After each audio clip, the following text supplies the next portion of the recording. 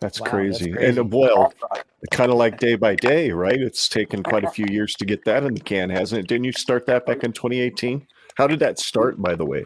Yeah, we started in 2019, and Okay. Oh. Oh, we lost him. He go bye-bye. All right. Well, I guess we're on our own for a moment. Yes. I imagine he'll be back eventually. But yeah, we were about to ask him how he got into filming, and now he's back. And here we go. Let's see. Ooh, maybe. There we are. There he is. He's back. You must that good old Denver internet, right? Yeah. Yes. I don't know.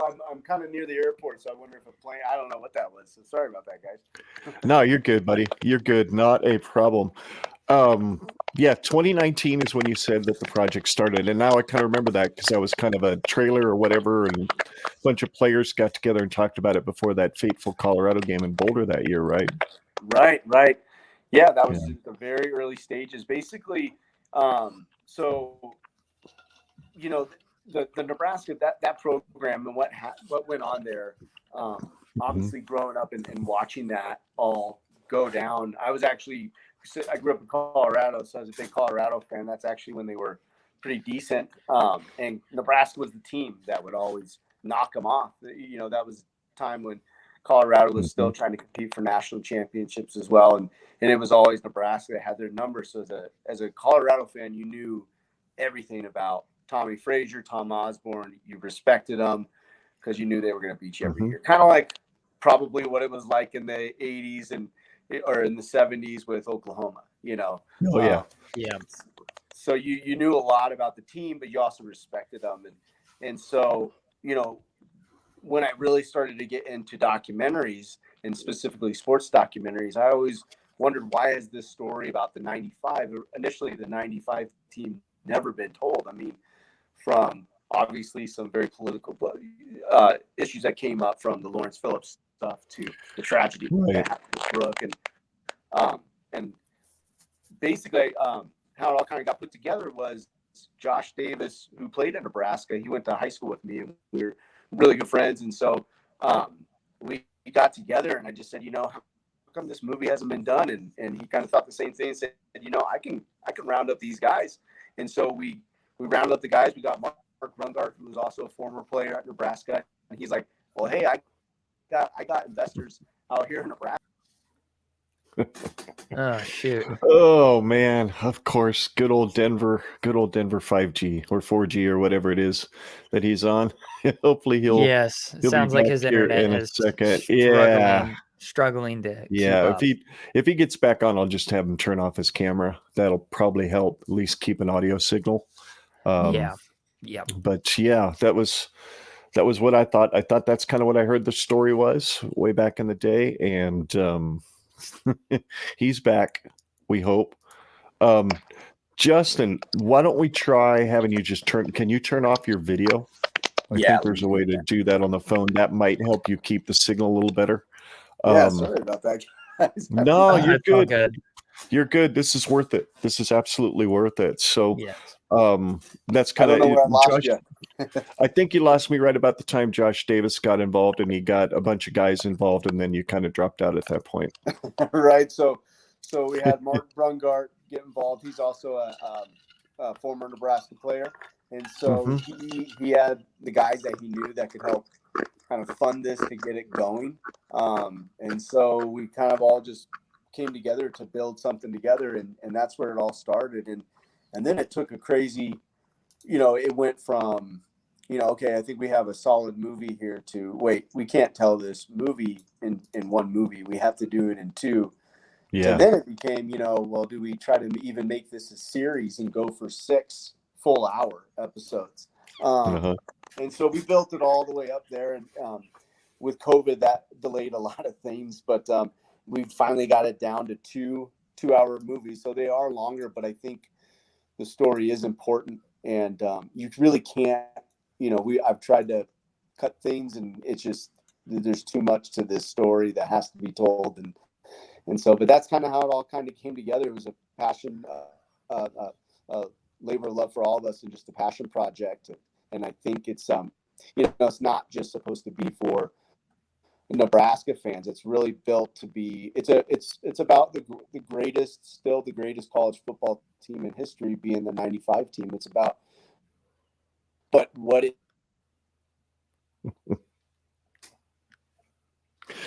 Oh, this is going to be a struggle. It looks like. I've lost you again, Justin. I don't know if you can hear me or whatever, but oh my. I don't know if you have Wi-Fi where you're at that you can connect to, but yikey shnikes, we lost his audio. Or maybe he muted himself by accident. Oh, now he's back. We've got two. Now we've got two, yes. Which one is the real one? Two Justins. There we go. Which Justin is the real Justin? There you're back. I'm not sure what's going on now. I'm moving all around the house trying to see what the heck is up with this internet. We have high speed here, so I'm sorry, guys. I don't know why it keeps. Oh, it's fine. It's good, man. It's sometimes things can get a little wonky when you're going across telephone lines and cell towers and all that good stuff. But you know what, Scott? I don't even remember where he left off at. Do you? He said it was about a 4-hour deal, I think, at that point. And let's get into real quick, otherwise you'll be here all night. A couple of the other questions. You know, we saw, especially for me, watching some of the emotions of the players like Dwayne Harris. I remember watching him play in that '94 Orange Bowl against Florida State, and you saw him talking about that. You see the tears streaking down his face. What was it like talking to those guys that some of them got to play and win a title in '94, but a lot of them, like Trev Alberts, did not? What was it like talking to some of those guys? Yeah, I mean, Corey Dixon is another one. Yeah, he returned that punt that got called back, right? Right. So, yeah, it was I think those guys, they still take a lot of pride for what they did. I think they know, being on that '93 team, like, yeah, we could have had 3 in a row, but they also know we set this up. Like, we set the tone for what was going to come. We built these younger guys that were going to come up and play. We built that we set the expectations. And I think they do have a lot of pride for what they did, because it was unfortunate, that '93 game, and heartbreaking, as we all saw, you know. Yeah. And even Bobby Bowden saying, you know, they flat out were better than us that night. It just, the ball bounced just the right way. And of course, obviously some questionable calls definitely helped. Controversy for sure. So, yeah, it was incredible talking to those guys, and the emotion. It is crazy. This many years later, Troy Dumas and Dwayne Harris, some of the toughest guys on the defense, sitting there and talking to them. And the second you go into that Florida State game, both of them just tears, just unbelievable. I was shocked, but it still lives with them. They still haven't gotten over that. Yeah. Scott, you have any question at all at this point? No, not at this moment. Well, you guys pretty much covered.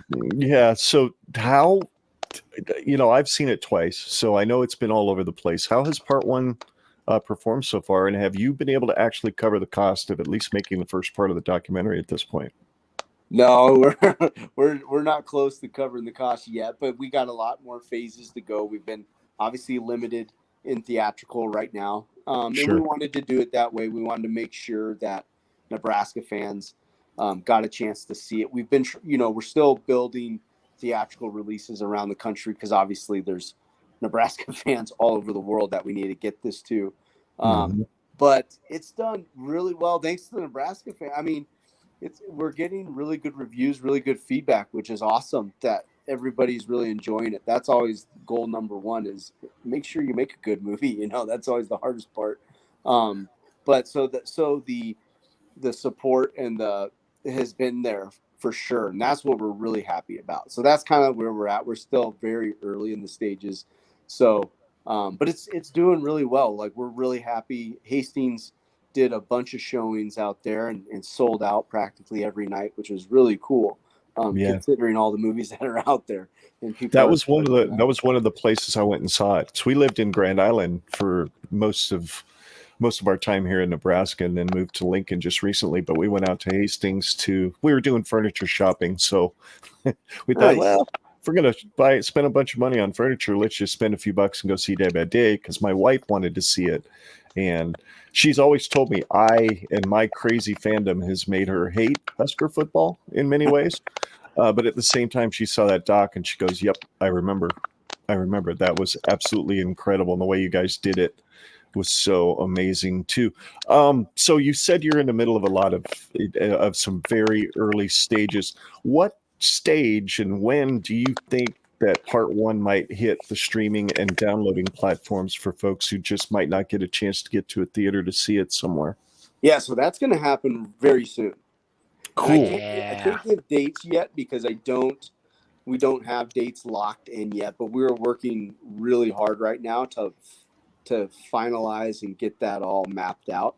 And then because we know that the fans are definitely wanting to see it, and they, so we're trying to open up the streaming really, really fast here. So hopefully we're thinking within a month or two, it'll be available to stream. So yeah, very, very nice. And are we looking at about the same price to stream it or download it as what we paid for a ticket to go see it? Because I would pay that again just to download it and have it.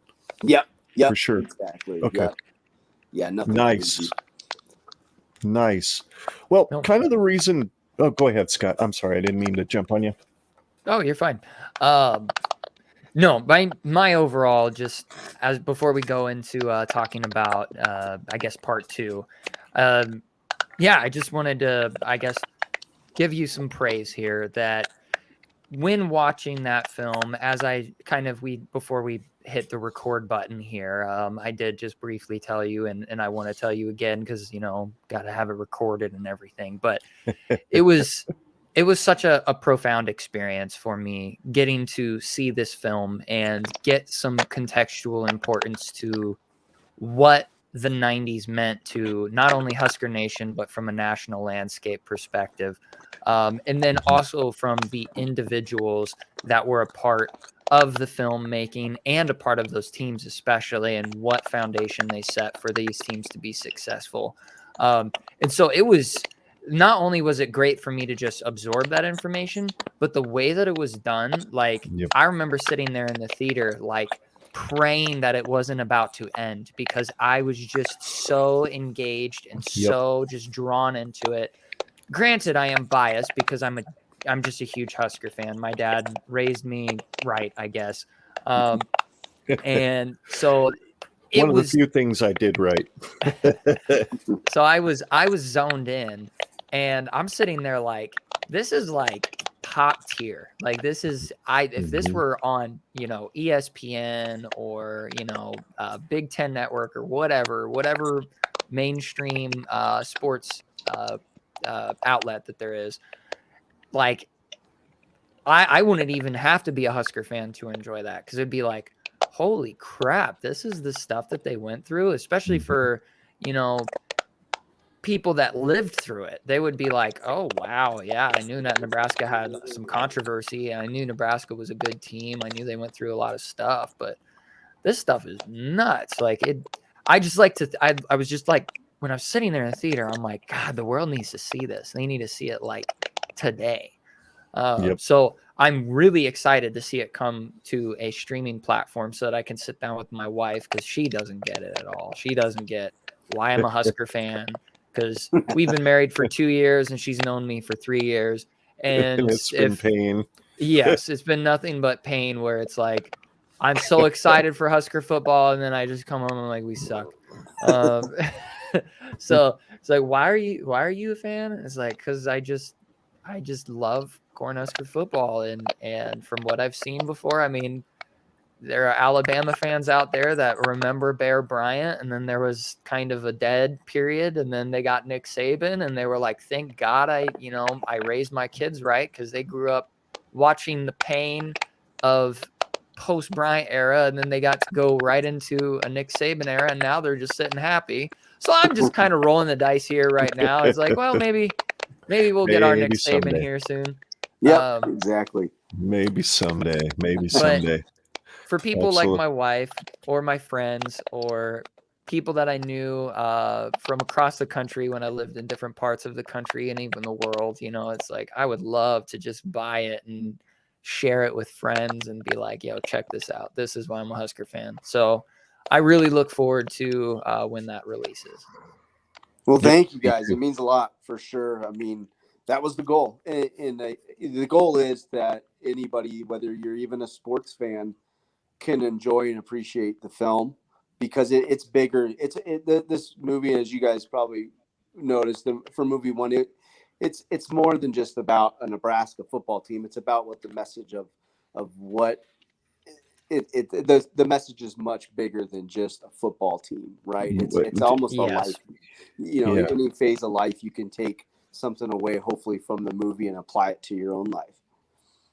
Yes, well, and that's kind of how I kind of walked away with it. It was just like there are so many values to be taken out of this film, and there's so many like you can empathize and put yourself in each one of their positions and be like what you said earlier. It's like, yeah, it kind of sucked how the 1993 season ended with their Orange Bowl against Florida State, but you can also look at it through a positive light. It's like, well, the 1994, 1995, and 96, 97 teams, they needed that. They needed that foundation built for them. Rome wasn't built in a day, as they say.